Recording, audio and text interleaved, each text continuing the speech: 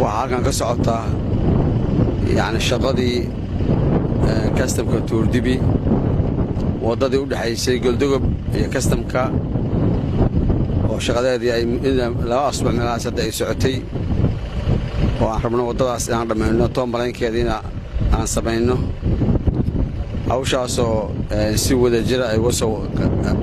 uga qayb qaateen runtii waxaana ka qabtay wasiirka wasaaradda ganacsiga dowladda Puntland gudoomiyaha degmada Galdogob Cabdiqafaar iyo ganacsatada deegaanka oo ayaguna ahaa yani supporters ayo dhaqaalaha iyo xoogga la dultaagnaa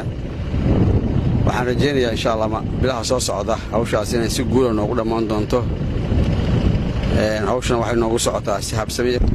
kastamka Tuurdibi oo ay ka socoto howlgal aad iyo aad u ballaaran oo iska kaashanayaan dawladda Puntland iyo bulshada deegaanka Galdogob gaar ahaan ganacsatada run ahaantii shaqo baaxad leh ka socota sidaad ogtihiin halkan waxaa loo asteeyay oo dawladdu u aqoonsatay custom weyn oo kamid ah kastamada isku xiri doona Soomaaliya iyo Itoobiya gaar ahaan labada state ee dawladda deegaanka Soomaalida iyo dawladda Puntland runtii shaqo fiican oo aad u wanaagsan baa bishii ugu dambeysay ka socotay hadeerna meel wanaagsan maraysa waxaa lagu bilaabay in la hagaajiyo jidka isku xira kastamka iyo magaalada Galdogob oo qiyaas ahaan lagu qiyaasay ilaa 12 kilomitir meel wanaagsan ayuu marayaa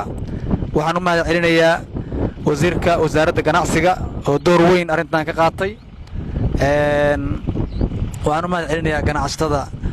reer Galdogob oo wakiil u yahay Sheekh Cabsaaq Cubeyda oo runtii waqti badan iyo juhdi badan halkan geliyay in shaqadan halkan maanta soo gaarto waxaa dhamaaday feeskii koowaad meeshii ciidanku degi lahaa baa diyaarsan waxaa diyaarsan oo hadda meel fiican maraysa jidkii waxaa la xiray zoonka loogu talagalay ganacsiga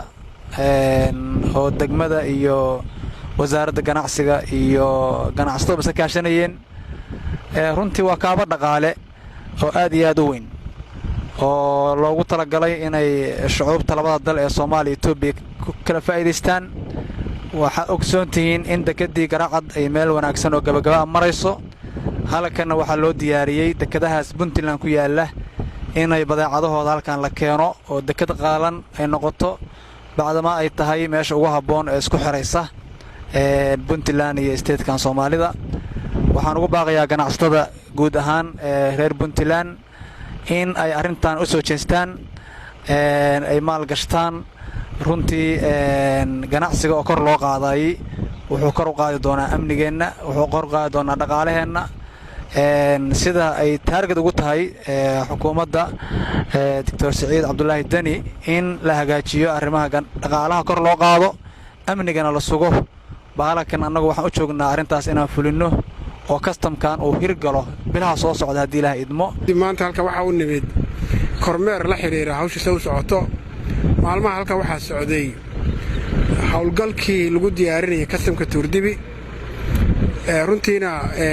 waxaad moodaa meel fiican inay wax marayaan soo la socoteen phase 1 baa wali lagu dhex jiraa oo ka koobnaa sida gudoomiyuhu sheegaba wareejinta dhulka iyo diyaarinta xafiisyada iyo hagaajinta dhulka qaybta dhulka iyo wadada hagaajinteeda soo la socotaanba waxay u baahnayd xogaa culays oo iyadana maartay hadda bishii dambeysay lagu jiray meel fiican baan wax marayaan hawlgalka hadda socda waa hawlgal ay ka kaashadeen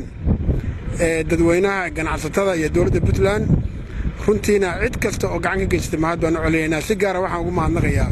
Sheekh Cabdirasaaq oo runtii madaalaayo habeenii maalmo u soo jeeday mashruucan soo u shaqayn lahaa waqti iyo qarashna ku baxshay ilaahayna wax khayr ugu bedelo waan uga mahad celeynaa sidoo kale waxaan mahadcelinahay wadooyinka Puntland oo ayaguna maartay waqti iyo geliyay resource badan geliyay ayaguna u taagan ugu sareeya madaxweynaha dawladda Puntland oo runtii ugu garab taagan arintan oo habeen maalin baa isaguna maartay gacan ugu siiya iyo guud ahaan mujtamaca reer Mudugga iyo reer Puntland oo uga mahad celeynaa taageerada joogtada ah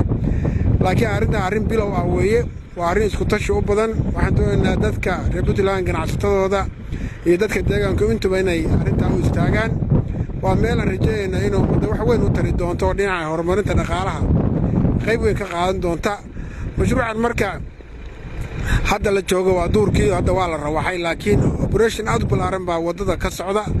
waxaan rajaynayaa qaybta hore markay dhammaato qaybta kale ganacsigana inay ku xigi doonto oo faystuun la bilaabi doono oo markaasna ganacsigii iyo dhulbixin iyo dhismi iyo qayb kale bilaabi doonto fursadahaas ayaan rajaynayaa inaan gaarsiino waxaan rajaynayaa inaynu u istaagno inaan ka wada qayb qaadanno aynu isku taageerno ciddii horey maaragtay sida tawakal oo kaleeto u istaagto qayb weyn ka qaadatay faceone runtii waa u mahadcelinaynaa hawshuna hadda si habsamida u socotaa waxaan rajaynayaa sida hadda tiim loo wada shaqaynaya ilaa hawshaa dhammaato inaan saa u wada shaqayno